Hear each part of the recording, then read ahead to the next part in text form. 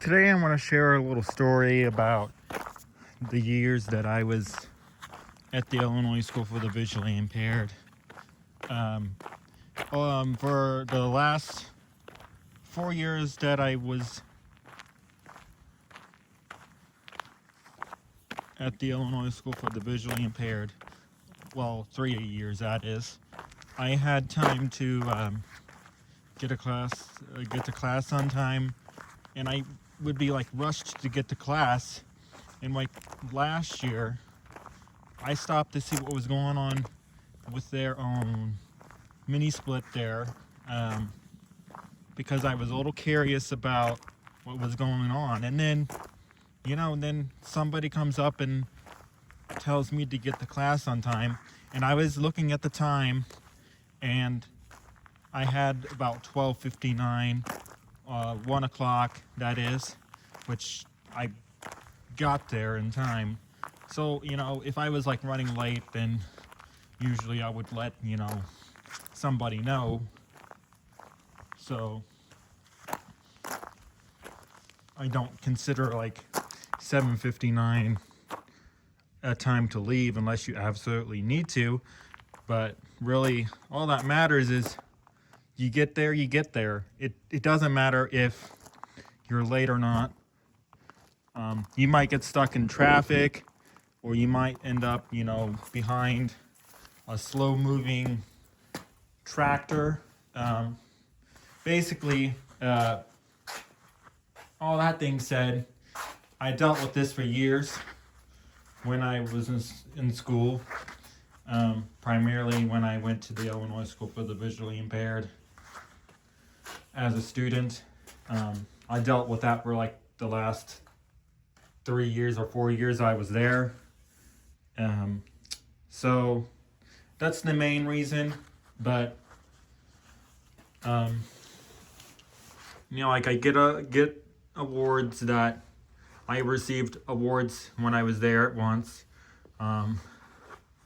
In fact, this past school year in 2025, I received 2 awards. So there was a couple things that I accomplished, accomplished or something like that. Yeah, what I meant to say. So now that I'm done with, school, and however, I can keep an eye on the 10-year-old furnaces that we have here, because note that they just turned 10 when January just came around. So and then I would have windows open, because at the Illinois School for the Visually Impaired, they don't turn on their air conditioners until, basically it gets pretty warm indoors. Now they have people that are sensitive to cold, so that's why they have the heat set pretty low. But generally for me, I keep it set pretty low at 62, because that's my comfortable temperature. But not everyone is going to have the same comfort level. Everyone is different. Not everyone would want 62 degrees in their house. So it's basically a way that, if the heat goes out, temperatures will just start dropping. But, the one thing that I always say is that monitor indoor temperatures and don't let them drop too far. Because I'm going to share a little story of the time when I came back, and this was back in early 2025 when I was still in school and the heat was not on. In fact, it was off and temperatures dropped to the low 40s. I'm like, okay, yep, this is extremely cold. And the other option for the heating source, the batteries were dead in the thermostat, and it was all blank. So I had to turn on the forced air heating system, and it took for hours to heat back up. But it did reach about 62 degrees. It took almost an hour to get it up there. But this is why you don't let your house get too cold for this reason. Because you would end up using more fuel. It'd be less efficient.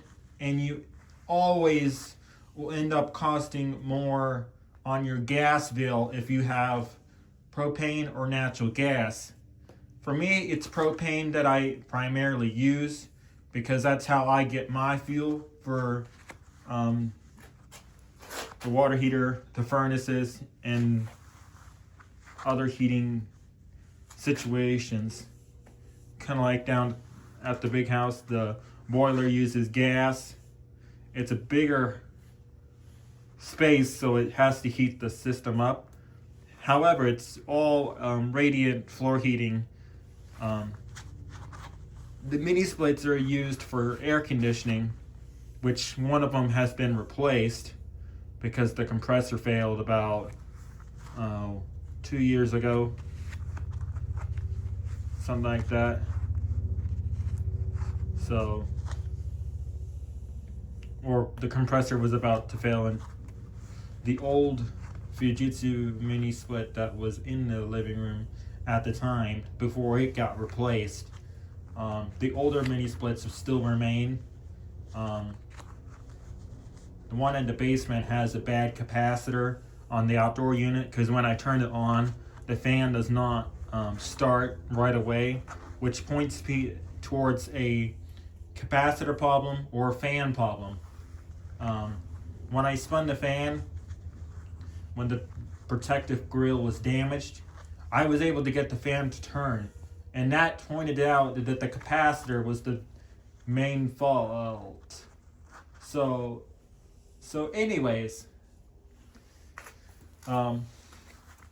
basically, I love to take care of equipment, so I'm gonna try to keep the systems running efficiently and maintain them because you don't want to have issues on down the road. If you end up with issues, well, then you need to find out what the real issue is and fix it so you don't have any issues like that again. So basically, that's on my take on that, And I went back to visit in late 2025, and I got a little train recording from there. I have to see what 2026 brings, but I might be able to go back and record the trains there.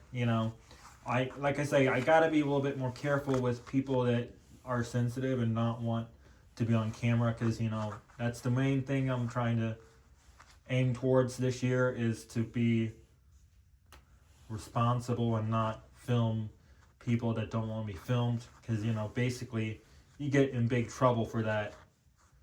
And the other thing that happened is that I got in trouble for that when I ended up getting people on film, even if I didn't even intend to do that. Now, here's the thing about cameras.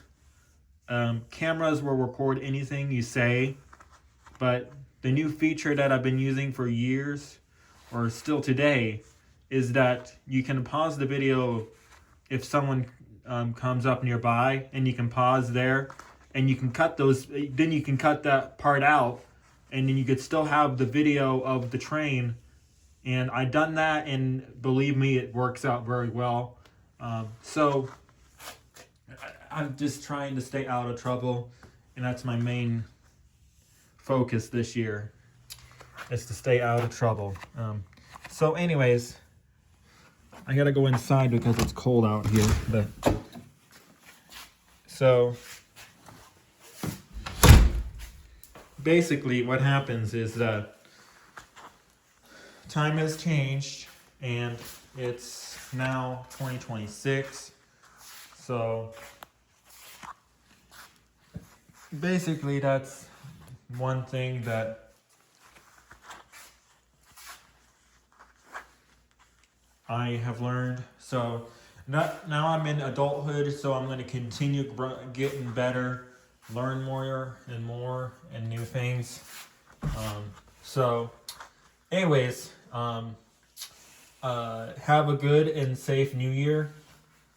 Pretty soon it'll be summertime, and I'll have videos of the outdoor condenser units running in the summertime and showcasing them working as expected. One of them actually had an evaporator coil replacement, and the technician also needed to cut the intake and exhaust pipe and the drain out to access the evaporator coil. And of course, they made a big, huge mess when they did this. Now, I'm not to say anything bad about it, but I was a little concerned when I noticed about that, but then they cleaned it up, which makes me think, well, they cleaned it, they made the mess, so they cleaned it. So, anyways, stay safe, stay warm, and always monitor weather conditions. Stay safe out there, folks.